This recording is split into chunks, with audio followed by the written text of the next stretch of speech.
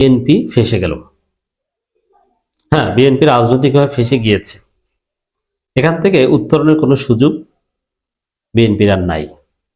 বিরাট ক্ষতি হয়ে গেল বিএনপির, অসাধারণ ঘটনা ঘটে গেছে।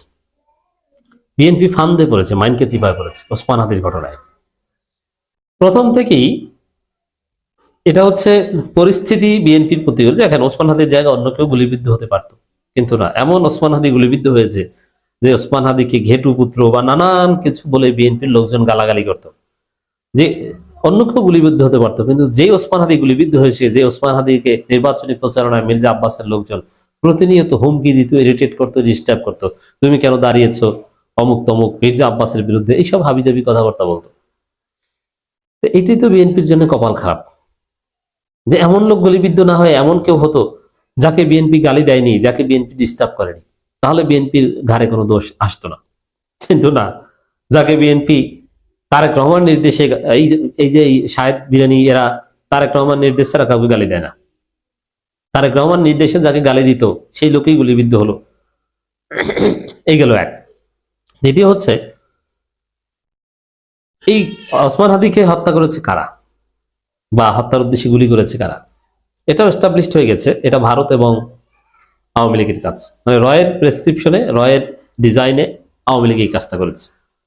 জনমনে এটা এস্টাবলিশড হয়েছে, এবং এই সম্পর্কে যারা এগুলো নিয়ে যারা কাজ করেছেন, জার্মানির একজন এবং জুলকারনাইন সায়ের আছেন বা ডিসেন্ট আছে, যারা এটা নিয়ে ন্যারেটিভ নির্মাণ করেছেন যে কারা কি করেছে, এটা এস্টাবলিশড হয়ে গেছে। এটা আওয়ামী লীগ করেছে এবং র এটাকে এতে সহযোগিতা করেছে, এবং র নিরাপদে খুনিকে তাদের নিজ দেশ ভারতে আশ্রয় দিয়েছেন। এই তো এখন তাহলে এখন দেশপ্রেমিক আমরা যারা যারা ওসমান হাদির পক্ষে, এখানে প্রফেসর ইউনুস ওসমান হাদিকে বাংলাদেশের অস্তিত্বের সাথে তুলনা করেছেন, তাহলে আমরা যারা বাংলাদেশের অস্তিত্বের পক্ষে, সে অস্তিত্বের পক্ষের লোকজনের করণীয় কি?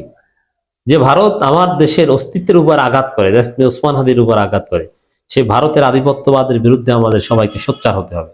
ভারতের সাথে কূটনৈতিক সম্পর্ক স্থগিত করার আলটিমেটাম দিতে হবে।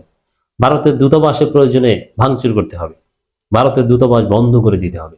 রাজনীতি তো এইটাই, অ্যাটলিস্ট প্রথমে এটা বলতে হবে। ভারতের দূতাবাস আমরা বন্ধ করে দিব কি দিব না, তালা মারবো কি মারবো না, এটা আরো পরে, আগে তো বলতে হবে। এটি তো বাংলাদেশের অস্তিত্বের রাজনীতি, এটি তো বাংলাদেশপন্থী রাজনীতি।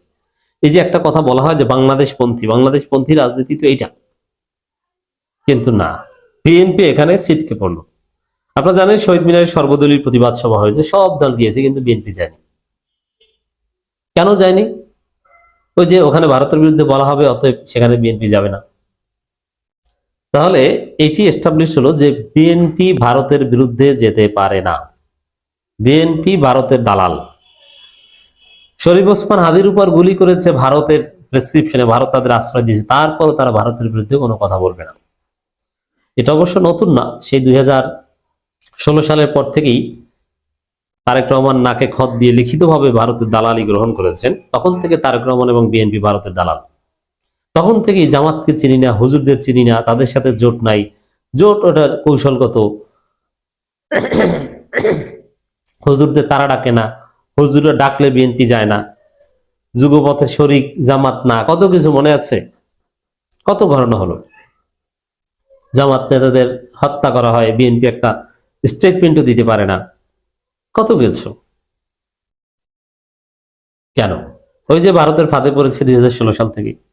স্মরণ করিয়ে দিই, মোদির কাছে তারেক রহমান দূত পাঠিয়েছিলেন, হুমায়ুনকে, আরো কয়েকজনকে পাঠিয়েছিলেন। সেই হুমায়ুন সাহেব, যাকে বলা হয় যে বিএনপি ক্ষমতা আসলে পররাষ্ট্রমন্ত্রী হবেন, সেই হুমায়ুন সাহেব তারেক রহমানের পক্ষ থেকে বলে এসেছেন যে আম্মা বা আব্বা এতদিন যে রাজনীতি করতেন ভারত প্রশ্নে, আমি ওই রাজনীতি করবো না।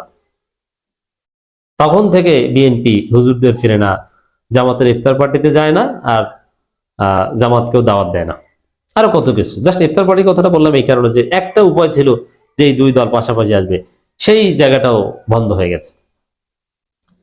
তো দর্শক, এখন বিবিসি বাংলা খবর করেছে যে ওসমান হাদি ইস্যুতে সর্বদলীয় প্রতিবাদ সভায় বিএনপি ছিল না কেন। এই প্রশ্নের উত্তরেই বিএনপি আনুষ্ঠানিকভাবে ফেঁসে গেল। যে বিএনপি সর্বদলীয় প্রতিবাদ সভায়, এখানে প্রথম কথা সেটা একটা মুনাফিকি, কারণ ইউনূসের দরবারে বসে কথা হয়েছিল যে সর্বদলীয় প্রতিবাদ সভায় বিএনপি তাদের রাজি হয়েছিল, কিন্তু কথা ছিল বিএনপিও যাবে, কিন্তু যায়নি। এটা একটা মোনাফিক, কথা দিয়ে কথা যে না রাখে সে হচ্ছে মোনাফিক। যদিও এটার অব্লিগেশন ছিল, বিষয়টা এরকম নয়। ইনকিলাব মঞ্চের মুখপাত্র ও আগামী সংসদ নির্বাচনে যেন ঢাকা ৮ আসনের সম্ভাব্য স্বতন্ত্র প্রার্থী শরীফ ওসমান হাদিকে হত্যা চেষ্টার প্রতিবাদে শহীদ মিনারে সর্বদলীয় প্রতিরোধ সমাবেশে প্রধান রাজনৈতিক দল বিএনপির কোন নেতার যোগ না দেয়া নিয়ে রাজনৈতিক মহলে কৌতূহল তৈরি হয়েছে। এই কৌতূহলের মাধ্যমেই বিএনপি ধরা খেয়েছে কি, যে বিএনপি ভারতের দালাল, ভারতের বিরুদ্ধে বলবে, এ কারণে যেতে পারেনি। দেখেন এই রিপোর্টের মধ্যেও মজার কথা আছে। সোমবার শহীদ মিনারে ওই সমাবেশের আয়োজন করেছিল ইনকিলাব মঞ্চ। ওই অনুষ্ঠানে সংগঠনটির সদস্য সচিব আব্দুল্লাহ জাবের জানিয়েছেন যে বিএনপি সরাসরি উপস্থিত না হলেও জানিয়েছেন ইনকিলাব মঞ্চে সব আন্দোলনের সঙ্গে তারা একাত্মতা পোষণ করে। এটা হচ্ছে আরেক মুনাফিক। এখানে আপনার আসার কথা, সরাসরি উপস্থিত হওয়ার কথা, সবে আসতে পেরেছে, আপনি আসেন নাই কেন? আপনার কি আমাশা হয়েছে না কি হয়েছে? ফাজলামি মারান। যাই হোক, এটা স্পষ্ট যে ভারতের বিরুদ্ধে কথা হয়, এইসব জায়গায় বিএনপি যেতে পারে, মানে ভারতের সাচ্চা দালাল বিএনপি। বিএনপির কোনো প্রতিনিধি দল না থাকলেও ওই সবাই দেশে সক্রিয় এই মুহূর্তে সক্রিয় সকল রাজনৈতিক দল, জামাত ইসলামী সহ সবাই উপস্থিত ছিল।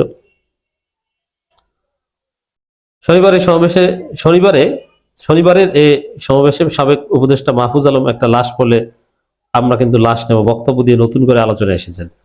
এটা কেউ কোনো বিতর্কিত বক্তব্য দিলে তার দায় সে নেবে, আর একটা লাশ পড়লে লাশ নেবে, এটার ব্যাখ্যা আছে, এটা যৌক্তিক।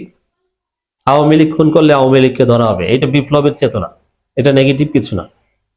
কিন্তু বিএনপি সুশীল, তাদের এই সুশীলগিরি দিয়ে কি হাসিনার পতন হয়েছে? লাশের পরিবর্তে লাশ পেলে পুলিশকে মেরে ঝুলিয়ে রেখে হাসিনার পতন হয়েছে, এটা অস্বীকার করতে পারবে? নেবার। আলোচনা হচ্ছে এনসিপি নেতা হাসনাত আব্দুল্লাহর বক্তব্য নিয়েও। তিনি সেভেন সিস্টার্সকে, ভারতের পূর্বাঞ্চল, ভারত থেকে আলাদা করে হুমকি দিয়েছে। যারা আমাদের শত্রু তাদের সাথে এরকম কথা বলাই যায়। আর এটা কন্ডিশনাল বলেছেন যদি হাসিনাকে ফেরত না দেয়, হাসিনাকে ফেরত দেয়া বাধ্যবাধকতা আছে আইন অনুযায়ী, তাহলে সেভেন সিস্টার্স আলাদা করতে আমরা বিচ্ছিন্নতাবাদী আশ্রয় দিব। কন্ডিশনাল বলেছেন। এখানে হাসনাত আব্দুল্লাহর বক্তব্য নিয়ে দেখলাম অনেক পররাষ্ট্র নীতি বিশেষজ্ঞ কথা বলছেন। আর এবার এটা কন্ডিশন দিয়ে বলেছেন, এটা তো বলেন না যে এমনি এমনি আমরা এটা করবো। ভারত হাসিনাকে ফেরত দিয়ে দিলে তো কোনো সমস্যা না, তাহলে তো বন্ধু রাষ্ট্র। বিএনপির কয়েকজন নেতার সাথে যোগাযোগ করলেও তারা এসব বিষয়ে আনুষ্ঠানিকভাবে কোনো মন্তব্য করতে রাজি হননি। তাহলে স্থায়ী কমিটির একজন সদস্য শুধু বলেছেন, রাজনৈতিকভাবে ব্যবহার হওয়া কিংবা উত্তেজনা বা উস্কানি যেন জড়াতে না হয় সেজন্য সশরীরে ওই সবাই তারা যাননি। বুঝতে পারছেন? ভারতের বিরুদ্ধে বলা হবে, উত্তেজনামূলক কথা বলা হবে, এই জন্য তারা যাননি। বিশ্লেষকরা বলছেন, হাদি গুলিবিদ্ধ হওয়ার পর দলটির সিনিয়র নেতা মির্জা আব্বাস যেভাবে অপ্রীতিকর পরিস্থিতিতে বলেছেন, সেটা সোমবার সবাই সশরীরে দলটির নেতাদের না যেতে ভূমিকা রেখেছে বলে তারা মনে করেন। হ্যাঁ, মানে কি ভয় পান যে ভুয়ো বলে কিনা? তাহলে চোরের মনে পুলিশ বিএনপি মনে করেছে আমরা হত্যা করেছি, এখন ইনকিলাব মঞ্চ কিনে কি বলে।